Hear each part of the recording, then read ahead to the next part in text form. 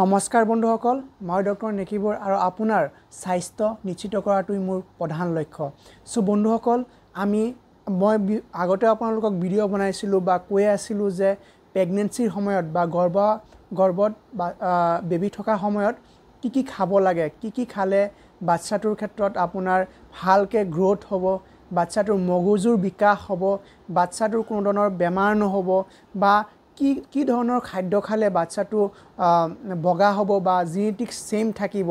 so তাৰ কাৰণে আপোনালোকক বহুত ভিডিঅ' বনাইছিলোঁ তাৰ পিছতো বহুতৰ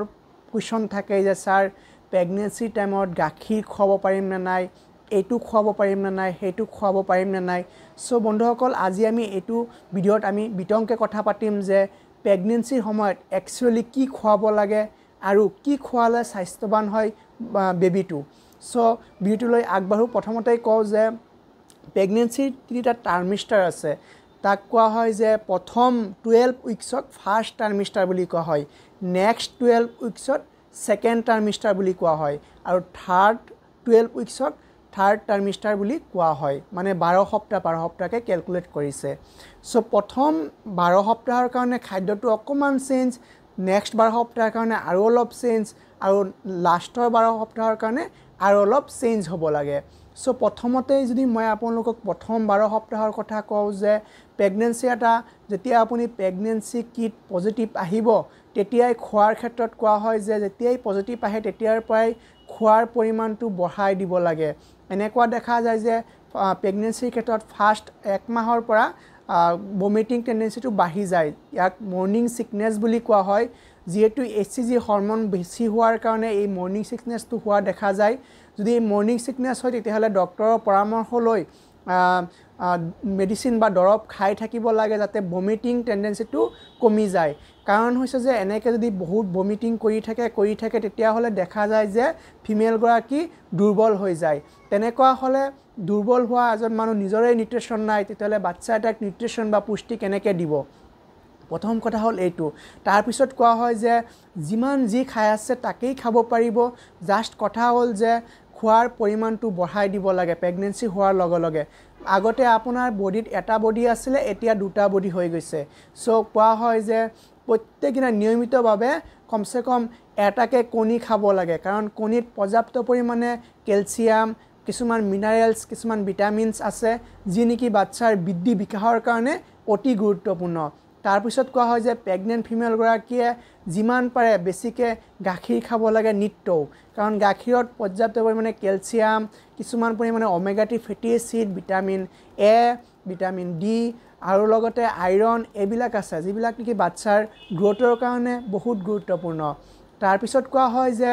বাচ্চাৰ বৃদ্ধি আৰু বিকাশৰ কাৰণে ফাৰ্স্ট টাৰ্মিষ্টাৰত ফলিক এসিডৰ প্ৰয়োজনটো বাঢ়ি যায় আপোনালোক সকলোৱে জানে যে ফলিক এসিডে বাচ্চাৰ নিউৰাল টিউব ডেভেলপমেন্ট কৰে মানে বাচ্চাৰ নাৰ্ভাছ সিস্টেমটো গ্ৰোথ কৰে সেই কাৰণে ফাৰ্স্ট 12 উইকছলৈকে সাপ্লিমেন্ট হিচাপে বজাৰৰ পৰা কিনি আহি ডক্টৰৰ পৰামৰ্শ লৈ folic acid tablet first 12 সপ্তাহলৈকে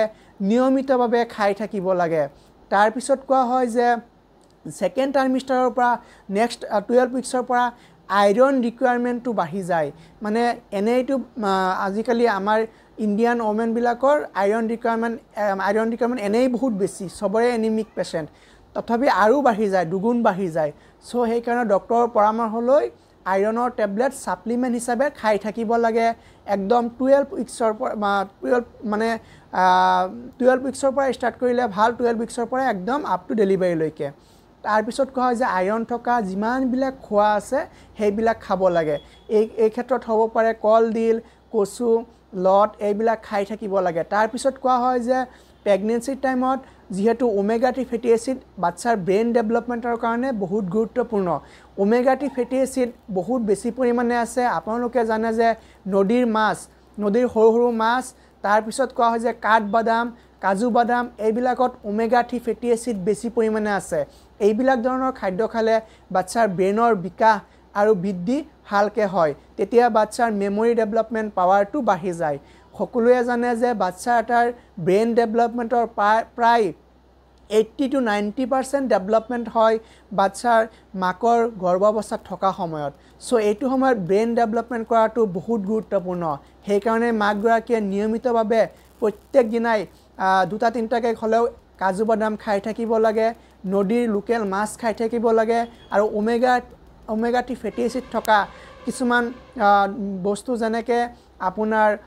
salmon fish বা কিছুমান ধৰণৰ বস্তু য'ত ওমেগা 3 ফেটি এচিড বেছি থাকে আপোনালোকে গুগলত সাৰ্চ কৰি চাই ল'ব সেইবিলাক খাই থাকিব লাগে তাৰ উপৰিও কোৱা হয় যে প্ৰেগনেন্ট ওমেনগৰাকীৰ নিয়মিতভাৱে ডক্টৰৰ পৰামৰ্শ লৈ চেকআপ কৰি থকা উচিত কাৰণ প্ৰেগনেন্সিৰ সময়ত বহু ধৰণৰ বেমাৰ হ'ব পাৰে প্ৰেগনেন্সি টাইমত সুগাৰ হোৱাৰ প্ৰৱণতা বাঢ়ি যায় তাক প্ৰেগনেন্সি ইনডিউসড ডায়াবেটিছ মেলাইটাইছ বুলি কোৱা হয় তাৰ উপৰিও প্ৰেগনেন্সি টাইমত যদি প্ৰেছাৰ বাঢ়ি যায় তাক আপোনাৰ গেষ্টেশনাল ডায়াবেটিছ মেলাইটাইছ সুগাৰৰ কাৰণে কোৱা হয় প্ৰেছাৰ বাঢ়ি গ'লে তাক হাইপাৰটেনশ্যন গেষ্টেশনাল হাইপাৰটেনশ্যন বা প্ৰেগনেন্সি ইনডিউসড হাইপাৰটেনশ্যন বুলি কোৱা হয় এই ক্ষেত্ৰত যদি হাইপাৰটেনশ্যনৰ লগত প্ৰটিনিউৰিয়া হয় মানে ইউৰিনত যদি পেশাব পৰীক্ষা কৰিব লাগে পেশাবত যদি প্ৰটিন গৈ থাকে তেতিয়া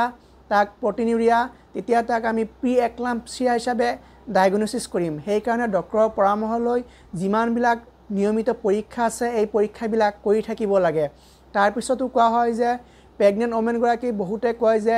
কি খাব নোৱাৰে এই ক্ষেত্ৰত কোৱা হয় যে কেঁচা অমিতা বা এনেকুৱা ধৰণৰ খাদ্যবিলাক খাব নালাগে কেঁচা অমিতা একদম এভয়েড কৰিব লাগে তাৰ পিছত কোৱা হয় যে খুব বেছি মছলাজাতীয় বস্তু খোৱাটো এভয়েড কৰিব লাগে তাৰ পিছত কোৱা হয় যে যিমানবিলাক ফ্ৰাইড বস্তু দুবাৰ তিনিবাৰ তেলত ভজা বস্তুবিলাক এভয়েড কৰিব লাগে তাৰ পিছত কোৱা হয় যে যিমান নিচাজাতীয় বস্তু আছে হয়তো কোনোবাই শিকৰ খায় বা গুটকা খায় বা কোনোবাই আকৌ ওয়াইন মদ এইবিলাক পান কৰিব কেতিয়াও নালাগে বা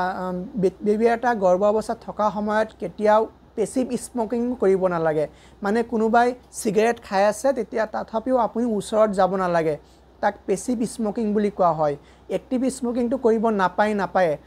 সো এইখিনি আছিল ভিডিঅ'টো ভাল লাগিলে এটা লাইক মাৰি দিব আৰু আপোনাৰ ফ্ৰেণ্ডছকো শ্বেয়াৰ কৰিবলৈ নাপাহৰিব আৰু চেনেলটো নতুন হ'লে সাবস্ক্ৰাইব কৰিবলৈ একদম নাপাহৰিব কাৰণ এনেকুৱা ধৰণৰ ভিডিঅ' প্ৰত্যেক দিনাই চেনেলত দি থকা হয়